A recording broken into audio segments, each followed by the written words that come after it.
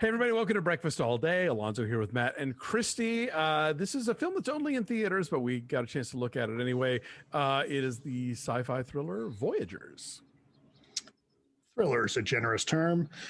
So there is an effort to colonize another world, and it's going to take generations, probably 90 years to get there. And one of the concerns is, how do you lock people in a spaceship for 80, 90 years? Well, first of all, you're going to have to do generations.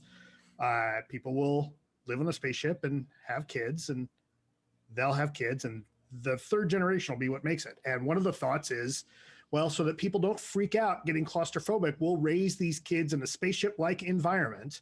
And they send the kids into space, and at the last minute, Colin Farrell, who's the lead scientist, feels a sense of paternal responsibility and says, you know what, I'm going with the kids. And so he goes with them and kind of serves as this father figure for them. The kids all kind of sound the same, and they all dress in the same clothes. And as they get older, they start to question what they're doing and question what they're eating. There's traces of possibly a toxin, or maybe it's a drug. And then you turn into what basically you get a Lord of the Flies on a submarine in space. It's sexy, Lord of the Flies in space, because they're all really attractive young people. And this is from Neil Berger, who also directed Limitless. So unlike Limitless, where you take a pill and all of a sudden, like, everything is heightened, here you take away the drug and the numbing that you experience is gone. And all of a sudden you feel everything. And it's the same kind of montage that you see in so many drug movies, like, Requiem for a Dream, where it's like quick edits of like geysers going off and the hair is sticking up on your arms and flowers blossoming and sped up motion. Lions eating zebras. And Well, yeah. I think he also directed the first Divergent, and unlike that film, I could tell the characters apart in this one. But the guy who is supposed to be the leader of it, the guy who is like, hey, if this is Lord of the Flies, the guy who is our Ralph, the guy who's like the good guy leader, Sheridan, is super boring. Like, there's not a whole lot to him. Even after he stops drinking the blue drink and starts to feel things, there's not a whole lot to him. But then the other guy, Zach, played by Finn Whitehead, is clearly the evil Jack figure. Yeah. At one point, he even says, "Come with me, join me. I'll find food for us." Right? Like, it's not necessarily a pig, but then there is a piggy figure, which is really unfortunate. Like Shantae Adams, who was in Roxanne, is the quiet and put upon and frequently shushed voice of reason. Right. At one point where they're all like yelling, shut up at her. And I was hoping somebody was going to say sucks to your Asmar. My Asmar. And someone, I can't recall who it was, someone tweeted, if you're going to do Lord of the Flies in fill in the blank, you best not make Piggy like a dark-skinned black woman.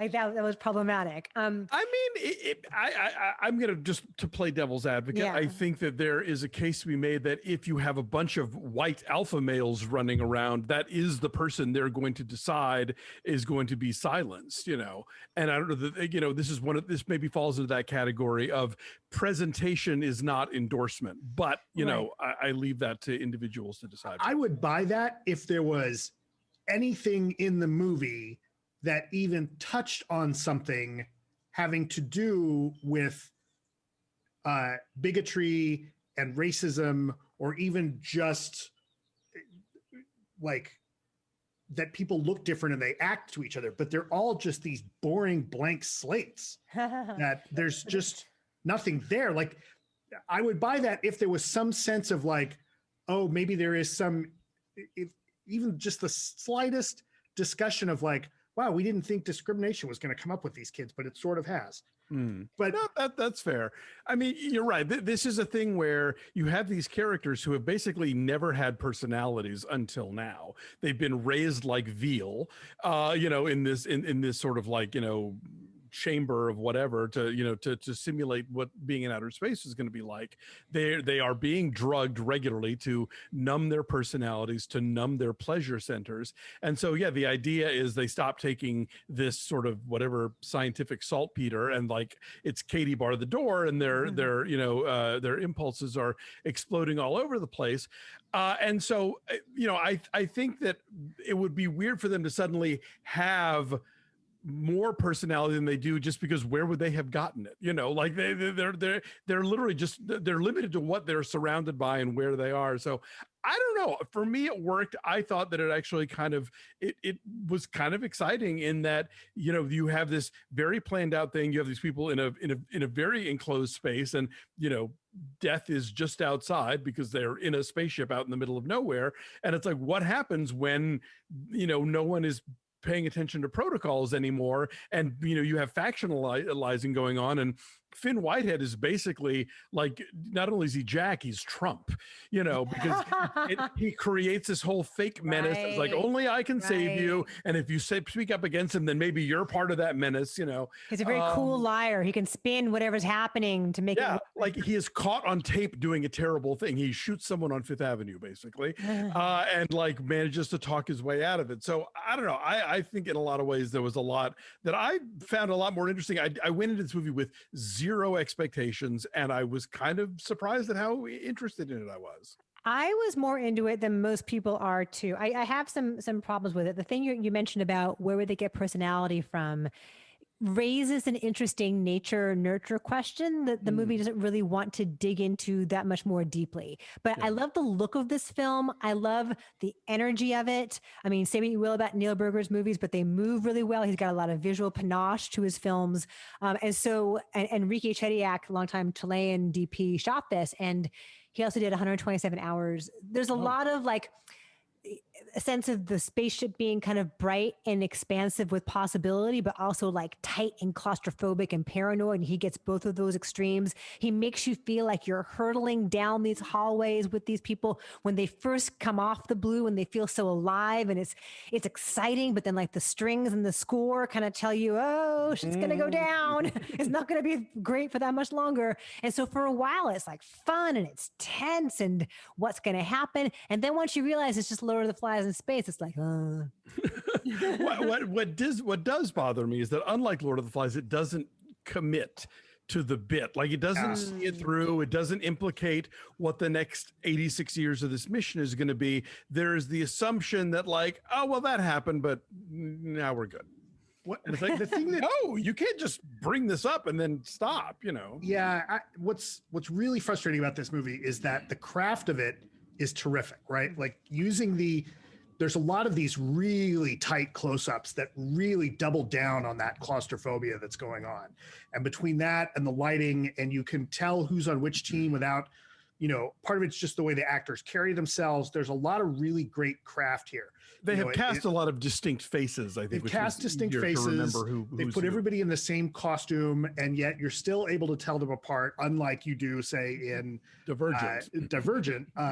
Again, there's a lot of really solid craft here, and the interesting nugget of an exploration of a story, but they don't commit to it. And we forget, Lord of the Flies is what it is, partly because it's this commentary on the society that that those kids come from, right? And it means that like, look, this is what's going to happen. This is the evils of the culture that these kids were brought up in. The kids in this movie have been brought up in such a sterilized environment that, they don't get to, I mean, for instance, they don't get to see stuff outside. They don't get to see films about things that happened outside. They've been really, their environment has been so controlled, and the movie never really addresses the nature versus nurture in a way that really makes sense past the like, oh, they're fighting. And that's what was really irritating about it, because I thought this is a movie that really could make a statement about inherent good or inherent bad, or the inherent need to work together versus factionalize. And it's all it's interested is in kind of being this thriller. And that's frustrating. I mean, I think I kind of saw it more as the idea of like you have science has planned out this whole thing and they've designed how these people are going to behave, not taking into account like just basic humanity. And so what happens when these people who have spent their entire lives being kind of drugged into submission suddenly have no impulse control and just go exploding out? And you're right, unfortunately, because they don't go into the deeper issues of it, that limits where the movie can go, and it does ultimately go not anywhere all that interesting, and they do tie things up in too neat a bow. But I think the getting there was still interesting to me. It's what happens when people stop being polite and start getting real. I want to mention a couple of things real fast. I don't think we said the name Lily Rose Depp. Lily Rose Depp is yes, and she's supposed to be like one of the brilliant minds on the ship, but she's the chief medical officer. Yes, but does not get to do a whole lot more beyond just sort of like being between these two toxic alpha male personalities.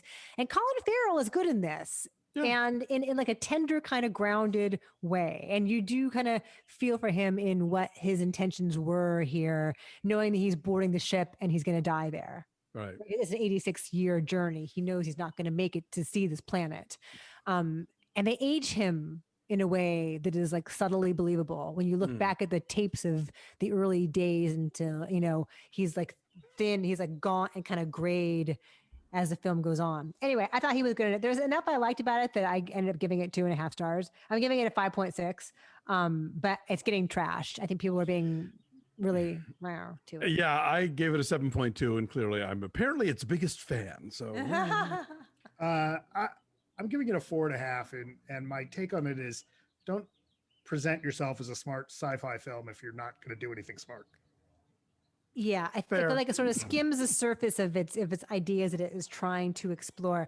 Okay, I got to redo math now, Matt, because at first you said 4. Oh, then 4. Yes, okay. 4. I'll stick with 4. 5.6. It's okay. 5.6 is our number. 80-something years ago.